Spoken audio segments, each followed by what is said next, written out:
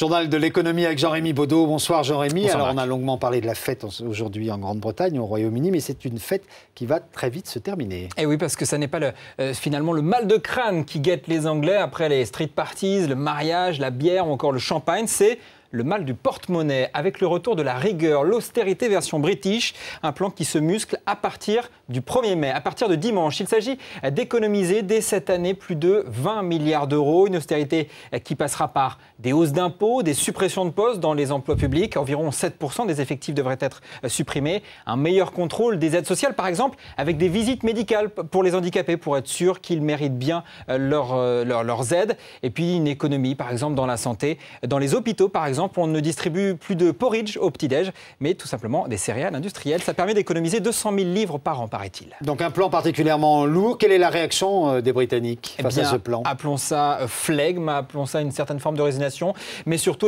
peut-être cette volonté de sortir rapidement de cette période de crise. La classe moyenne britannique est résignée et la classe ouvrière a retenu l'époque Thatcher où il fallait faire des efforts pour arriver à la prospérité. 2 chiffres pour comprendre cet état d'esprit plutôt volontaire de la part des Britanniques. Selon un récent sondage paru dans The Guardian, qui est quand même un quotidien de gauche, 57% des Britanniques se disent pour les coupes budgétaires, 29% pensent même qu'elles sont trop timides. C'est dire si finalement les Anglais sont prêts à faire des sacrifices pour retrouver de la croissance. Jérémy, on jette un coup d'œil maintenant à l'écho en bref. Et plus proche de nous, le gouvernement français veut simplifier la vie des PME. Il propose 80 mesures pour réduire les lourdeurs administratives et notamment la paperasse.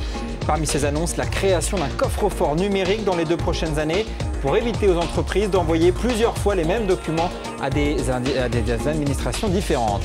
Le nôtre est à vendre. Le groupe Accor est en discussion pour céder le fameux traiteur et ses 64 boutiques dans le monde. Une manière pour Accor de se recentrer sur l'hôtellerie. Une quinzaine d'acquéreurs potentiels se sont déjà fait connaître. Combien de temps Total sera-t-il encore un groupe pétrolier? Le français veut se renforcer dans le solaire.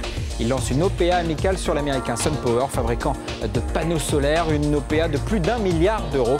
Total veut devenir l'un des leaders du secteur. Jean-Rémy, merci. Merci Marc.